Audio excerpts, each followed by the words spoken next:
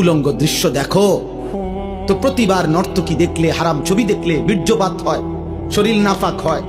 আর আল্লাহর নবী বলছে চোখ দিয়া হারাম ছবি দেখলেও জিনা, দিল দিয়া ভাবলেও জিনা, আর নিজের হাত লজ্জাস্থানে ব্যবহার করে নাপাক নষ্ট করলে তাও জিনা। আর আল্লাহর নবী বলছে এই জিনাকার, এই ব্যভিচারী মালউন, অভিশপ্ত। নবীজি বলছে যে জিনা করে সে মুমিন থাকে না। লা ইয়াজনি জানি হিনা ইয়াজনি ওয়া হুয়া মুমিন। সারাদিনে এক ওয়াক্ত নামাজও পড়লা না, রাতভর ছবি, নারী, অস্থি দৃশ্য দেখে শরীর নাপাক করে এই যে শুয়ে রইলা, যদি আর ঘুম না ভাঙে, এই রাত যদি আর ভোর না হয়, হ্যাঁ, তো তোমার মৃত্যু কিসের উপরে হইল? তো তোমার আখিরাত কি হবে?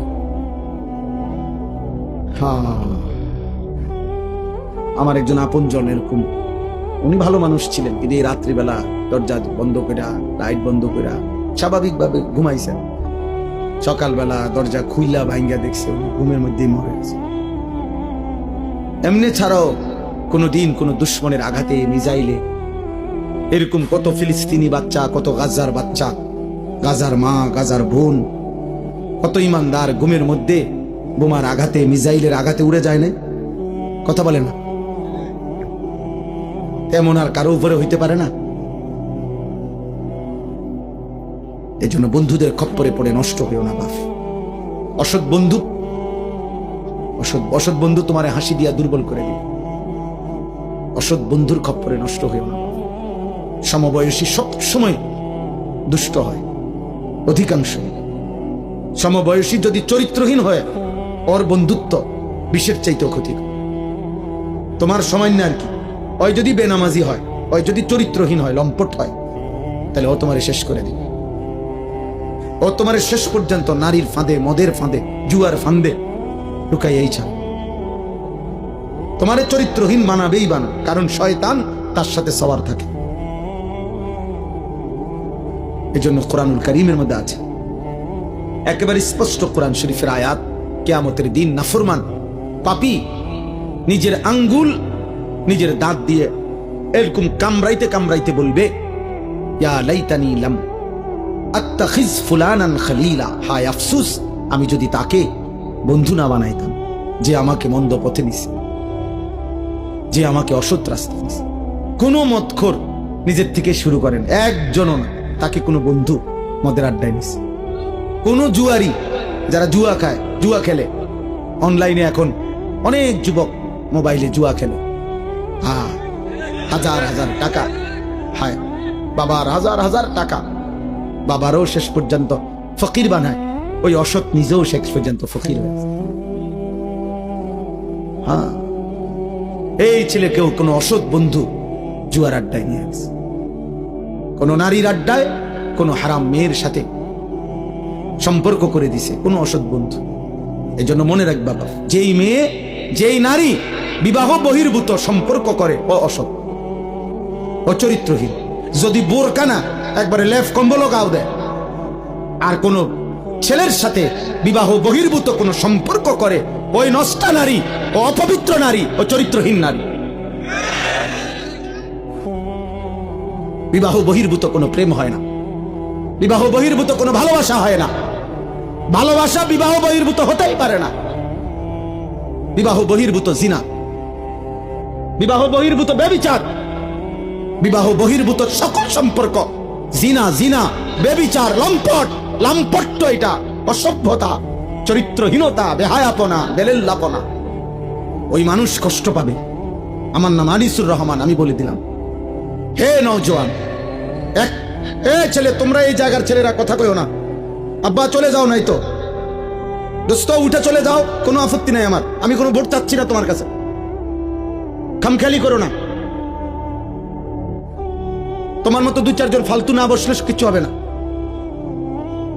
সাবধান। আমি খামখেয়ালি পছন্দ করি না, আমি কোনো ভোট চাইতে আসি নাই। শ্রোতা আমি কখনোই গুনি না যে মানুষ কয়জন, সংখ্যা গুনার কোনো দরকার নেই আমার। এই জন্য দয়া করে আমি অনুরোধ করছি, প্রত্যেকটা ছেলে, একটা ছেলেই মনে করো বাপ, তুমি ফিরে আসো, তুমি কোনো হারাম নারীর খপ্পরে পড়ো না। ও তোমারে শেষ করে দিবে, ও তোমার শেষ করে দিবে। এই পৃথিবীতে কখনোই কখনোই এই পৃথিবীতে হারাম সম্পর্কের পরে বিবাহিত সম্পর্ক সুখের হয় না, পৃথিবীর ইতিহাসে নাই। নয়তো সুন্দরী রূপসী, পরমা সুন্দরী রূপসী নর্তকী নায়িকা, তার কেন 10 বার বিয়ে হয়? বেটির সমস্যা কি তা? হ্যাঁ, বেটির সমস্যাটা কি? এ বুড়ি কেমন বছরের এই মাথায় মাথায় বিয়ে করে? হ্যাঁ বলো না ভাই, বেটির সমস্যা কি? বুঝা গেল সে ঠকায়। এজন্য আমার অনুরোধ, অনেক বয়স্ক বাবা চাচা আছে, এর চাইতে বেশি আর বলতে পারলাম না, কিন্তু এটাই সত্য আব্বা। নারী পুরুষের হালাল চাহিদা আল্লাহ তাআলার দান। এই নিয়ামত যদি না থাকতো, নারী পুরুষের স্বাভাবিক হালাল চাহিদা, তো মানব প্রজন্ম তো আসতো না। আমিও তো, তুমিও তো এক পবিত্র মা বাবার ভালোবাসার ফসল। আমার মা বাবার পবিত্র ভালোবাসা না থাকলে আমি হতাম কেমন? তোমার মা বাবার পবিত্র ভালোবাসা না থাকলে তুমি হইতা কেমন? কাজেই নারী পুরুষের স্বামী স্ত্রীর পবিত্র এই হালাল চাহিদা, এ তো ঠিক আছে। আর সেটা তো হালাল ভাবে পূরণের ব্যবস্থা আল্লাহ যেহেতু আদম হাওয়া থেকে শুরু করে এই পর্যন্ত করছেন, তোমার বেলায় হবে। অপেক্ষা করলেই হলো। এর জন্য নষ্ট হয়ে যাওয়ার কি আছে? একজন মানুষ কতজন নারী দরকার? তোমরা এক একটা ছেলে দিবানিশি যে সমস্ত নারী দেখো ছবি, কয়জন তোমার দরকার? আর তুমি যা দেখো নারী ছবি, তো তোমার কল্পনায় যা আসে সেটা কি? কি চাচ্ছ? অশ্লীল ছবি দেখে, বেহায়া নারী, রাস্তার বেপর্দা নারী দেখে তুমি কি চাও? তার থেকে চাচ্ছটা কি? জিনা। সুযোগ চাচ্ছ যদি বেবিচারের সুযোগ পাইতা, জিনার সুযোগ পাইতা যদি, তো ঠিক আছে, জেনা হলো, এরপরে যদি সন্তান হয় তো ওর পরিচয় কি হবে? এরপরে যদি পৃথিবীর অন্য কোনো কাজ করো, তো হৃদয়ের মধ্যে বিবেকের দংশন থাকবে না, আমি কি অপরাধ করলাম? হ্যাঁ, এ কথা কি আর মনে পড়বে না কখনো? মানুষের কর্ম না সরে যায়, স্মৃতি তো সরায় না। বুঝেন না কথা? হাত পা অঙ্গ প্রত্যঙ্গের কোনো না কোনো কর্ম এটা শেষ হয়ে যায়, কিন্তু যে হৃদয়ে যে স্মৃতি জমে, এটা সরে না। এটা সরে? মানুষ চোখে যা দেখে তা হৃদয়ে জমা হয়, সারা অঙ্গ যাই করে হৃদয়ে জমা থাকে। এই জন্য মনে করেন তো, একজন, আমি যেমন আজ থেকে 35 বছর আগে প্রাইমারি স্কুলে পড়ছি, তো আমার প্রাইমারি স্কুলের বন্ধুদের অনেকের নাম আমার এখনো মনে আছে। এখন যদি নামটা মনে করি, তাদের পুরা চেহারা ভেসে ওঠে। অথচ আমি আজ 35 বছরে তা করে আর কি করি নাই, তো হৃদয়ের স্মৃতি তো সরে না। তো তুমি এই হারাম সম্পর্কের কথা, চরিত্রহীনতার কথা কেমনে ভুলবা? তো এটা তো তোমাকে দুকে দুকে নষ্ট করে দিবে। অতএব ফিরতে হবে, ফিরতে হবে, চেষ্টা করতে হবে বাপ, নিজের হেফাজত করতে হবে। আল্লাহ নবী সাল্লাল্লাহু আলাইহি সাল্লাম বলেন, উম্মত, তুমি তোমার জবান হেফাজত করো, তুমি তোমার লজ্জাস্থান হেফাজত করো, আমি মুহাম্মদ রাসূল তোমার জান্নাত হেফাজত করো। মাইয়াদমান লি মা বাইনা লাহইয়াইহি ওয়া মা বাইনা রিজলাইহি আদমান লাহুল জান্নাহ। আমি তার জান্নাতের জামিন। জবান দিয়া গুনাহ করবা না, মানে কোনো গীবত, শিকায়েত, হারাম, গালি, মন্দ কথা বলবা না, তোমার জবান দিয়া কাউরে কষ্ট দিবা না, আর লজ্জাস্থান হেফাজত করবা। আমি মুহাম্মদ সাল্লাল্লাহু আলাইহি সাল্লাম তোমার জান্নাতের জামিন, আমি তোমার জান্নাত ঠিক রাখবো। তুমি আসবা, আমি রাসূল জান্নাত বুঝাই দেব।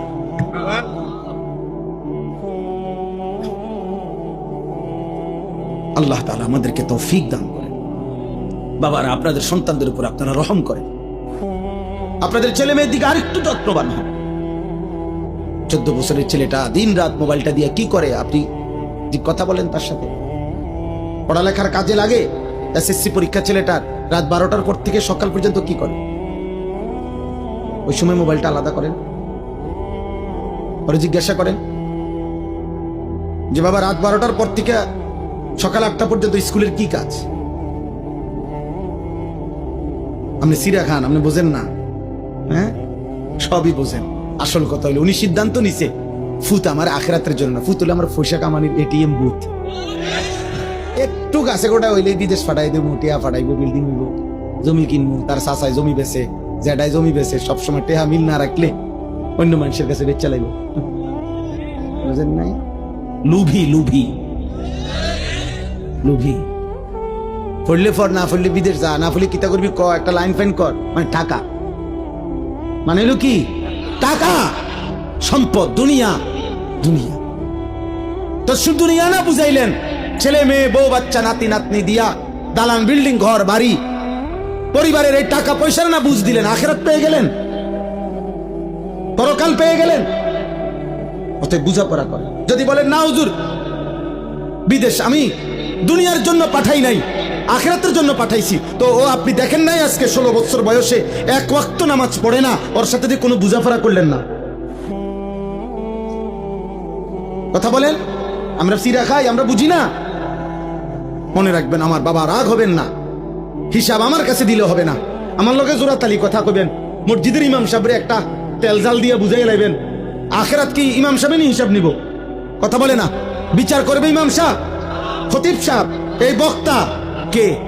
মহান আল্লাহ। তো উনারে কেমনে বলবেন? আমনে বুঝাইন, উনারে কেমনে বুঝ দিবেন? দুনিয়াবি কথা, এই সামান্য 900 কথা।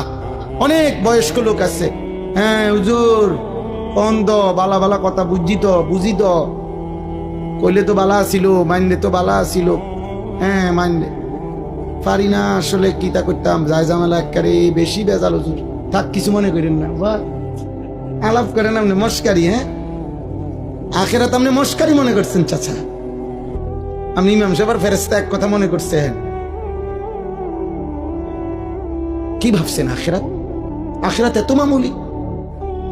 আমার শায়েখ বলেন, আল্লামা মুফতি মুশতাকুন নবী কাসিম হুজুর সবসময় এটা বলে যে রে বাপ, আখেরাত হাসরের মাঠ, এটা মামুর বাড়ি না, এটা ফুটবল খেলার মাঠ না বাপ। 1.25 লক্ষ নবী যে মাঠের ভয়ে কাঁদছেন দিবানিশি, ওই মাঠের নাম হাসরের মাঠ। সমস্ত আউলিয়া সাহাবা বুজুর্গ উলামা আতকিয়া যুগে যুগে আল্লাহর যত প্রিয় বান্দা ছিল, চোখের পানি ফেলেই প্রিয় বান্দা হইছে। আল্লাহর যত নেক বান্দা ছিল, রাতের অন্ধকারে একাকি কাঁদা কাঁদাই আল্লাহর প্রিয় বান্দা, যে মাওলা আমার আখিরাতে কি হবে, মা আমার আখিরাতে কি? হযরত সালমান ফারসি তাফসীরের মধ্যে আছে, আল্লাহ তাআলা যেদিন কোরআনের আয়াত নাজিল করছেন, ওয়াকুদুহান নাস ওয়াল হিজারা, জাহান্নামের আগুনের লাকড়ি হবে মাটি এবং পাথর, মানুষ এবং পাথর, এই মানুষ হবে লাকড়ি। এই আয়াত যেদিন নাজিল হইছে, তাফসীরে আছে হযরত সালমান ফারসি 3 দিন লাগাতার কাঁদছে, আর এক কথাই বলছে, মাওলা আমি যদি জাহান্নামের লাকড়ি হই, আমি কেমনে জ্বলবো, আমার কি হবে, আমার কি হবে, আমার কি হবে।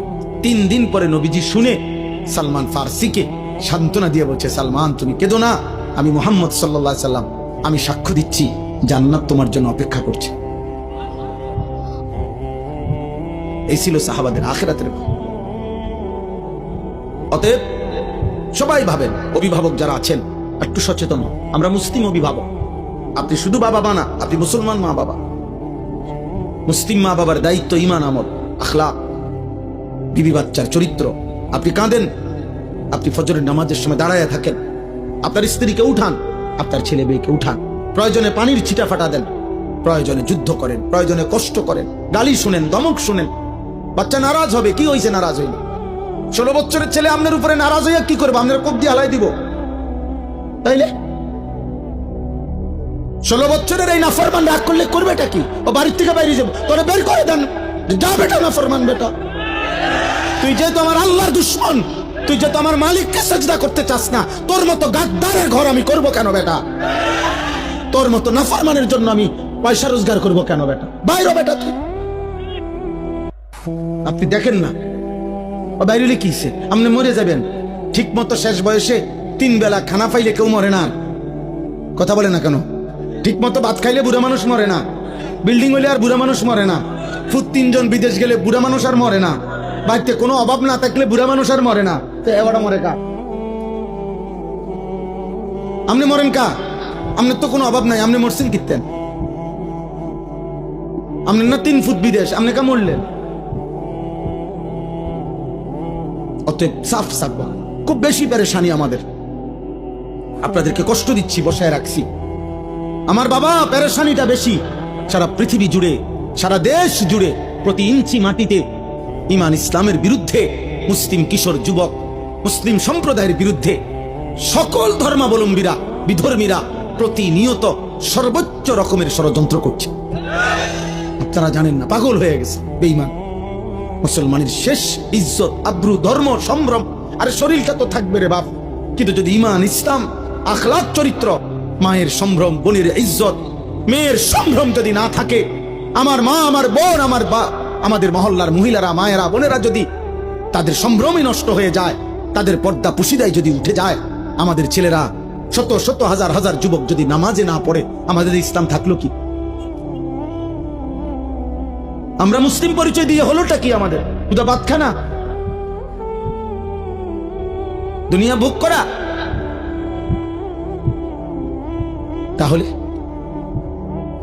এই জন্য আমরা বারবার অস্থিরতা প্রকাশ করছি। অভিভাবক শ্রেণী, আপনারা বুঝতে চান, আপনাদের মেয়েদেরকে বুঝান। কোন মেয়ে যখন বেপর্দা হয়, মনে রাখবেন, ও নিজেকে ছোট করে। ও আসলে বাস্তব কথা এটা। কোন মেয়ে যখন বেপর্দা হয়, নিজেকে সে কম দামি বানায় ফেলে। অর্থাৎ সে বলে, বুঝাইতে চায়, আমি এতটা ফালতু যে রাস্তার যেই কোনো বেড়াইতের সামনে আমি নিজেকে তুলে দিলাম, যেহেতু আমার কোনো ইজ্জত নাই, সম্মান নাই, আমার দিকে কেউ চায় না, যে আমি খুললা যে কোনো মানুষের সামনে নিজেরে দিলাম, তো নিজেরে একেবারে ছোট করে দিলাম। আত্মমর্যাদা সম্পূর্ণ নারী তো বলবে, আমি তো পর্দার আড়ালেই থাকবো, আমি তো আড়ালেই গোপনেই থাকবো। তুমি মন চাইলে ফ্যামিলির কাছে প্রস্তাব নিয়ে আসো, হ্যাঁ, হালাল সম্পর্কের মাধ্যমে আসো। এই জন্য বেহায়া নারী মূলত নিজেকে ছোট করে। এই জন্য পৃথিবীর সকল বেপর্দা নারী, বেহায়া নারী, ও মূলত নিজেই নিজেকে ছোট করে। এটাই সত্য কথা। আপনি দেখেন ভাইবা না তো, তুমি কে এত ফালতু মাল হয়ে গেলা, এত কম দামি জিনিস হয়ে গেল যে সবার সামনে পেশ করে দিলা নিজের? কেন? নারী তো সম্ভ্রমের, নারী তো ইজ্জতের, নারী তো মর্যাদার, নারী তো আমার মা হবে, নারী তো আমার বোন হবে, নারী তো আমার কন্যা হবে, নারী তো আমার স্ত্রী হবে। নারী কেন রাস্তার মহিলা হবে কেন? যে নারী বেপর্দা, বেহায়া, তার আর আছে কি? যা ছিল তা তো দেখাইয়ে এলেছে। আছে কি আর বেটা? কিচ্ছু পাইতা না তো। মোবাইলের ওই নর্তকী কিচ্ছু নাই, যা ছিল দেখাইয়ে তোলাইছে, যা তো দেখাইয়ে ফেলছে সে। ওর কাছে তো আর কিছুই নাই, কিছুই না। ভালোবাসা বলতে তো নাই, ভালোবাসা তো সে জনে জনে বিক্রি করে দিছে। তার থেকে তুমি কেমনে ভালোবাসা পাইবা বাবা? আল্লাহ আমাদেরকে হেফাজত করেন, আল্লাহ আমাদের আখলাকের হেফাজত করেন। চলেন এই আয়াতগুলোর তর্জমা বলি, তাহলে আমার কথা শেষ। এই ছোট্ট ছোট্ট কয়েকটা আয়াত পড়ছি আমি, এই আয়াতগুলোর তর্জমা সংক্ষেপে বলি, শুনলেই বুঝবেন। আল্লাহ তাআলা বলেন, আয়াহসাবুনা আন্নামা নুমিদ্দুহুম বিহি মিন মালিন ওয়া বানিন। এই আর 5-7 মিনিট, আমার হিসাব আছে 11:49 বাজে, ইনশাআল্লাহ 12টার ভিতরে শেষ। আল্লাহ তাআলা বলেন, আমি যে কিছু মানুষকে কিছু অর্থ সম্পদ, সন্তানাদি, দুনিয়াবি সম্পদ দিচ্ছি, টাকা পয়সা, ঘর বাড়ি, দালান, বিল্ডিং, জায়গা জমি, ক্ষেত খামার, অর্থ বিত্ত, স্ত্রী সন্তান, পরিবার পরিজন, এই যে দুনিয়া, এগুলো দিলাম। আল্লাহ বলেন, এগুলা পেয়ে আমার কিছু বান্দা ভাবছে, নুসারিউ লাহুম ফিল খায়রাত, আমি তাদেরকে কল্যাণের উপরে রাখছি, আমি তাদের উপরে রাজি খুশি হয়ে গেছি। বাল্লা ইয়াশউরুন, আসলে তারা বুঝে নাই যে দুনিয়া যদি আমি কাউকে 1000 বারও দেই, এটা আমার সন্তুষ্টির চিহ্ন না। এটা আমার কি না? কথা বলেন না, সন্তুষ্টির চিহ্ন।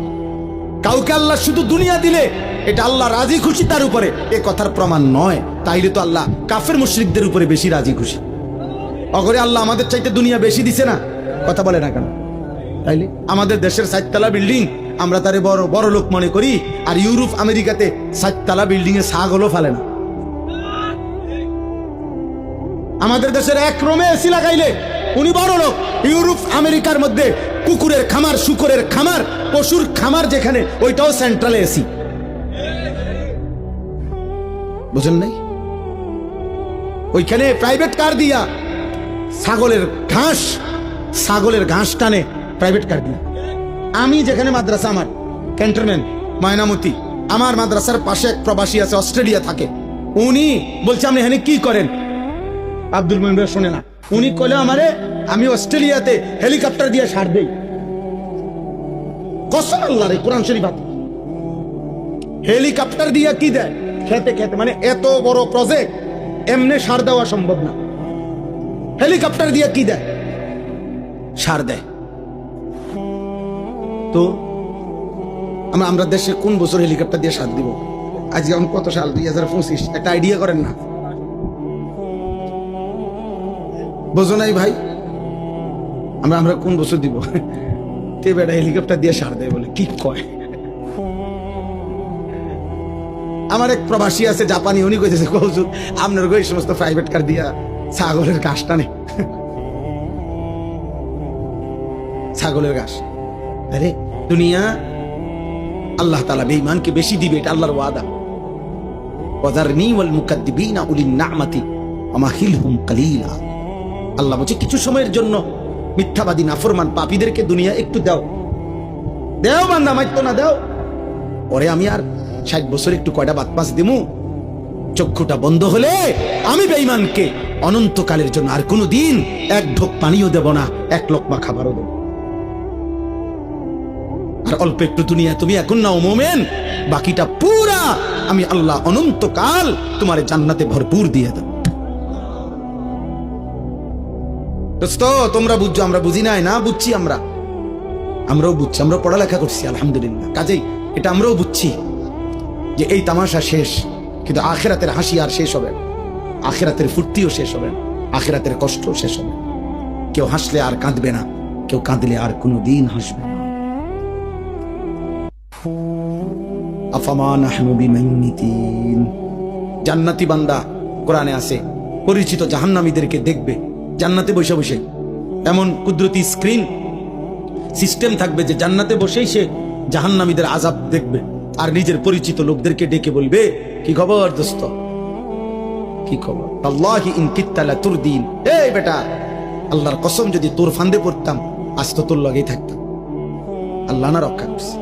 ওয়ালাউলা নি'মাতু রাব্বি, আমার আল্লাহর দয়া যদি না হইতো লাকুনতু মিনাল মুহদারিন। আগে আমরা 1998 সালে দাখিল পাস করছি আমি, বুঝছেন, এসএসসি। তা আমাগো আমলে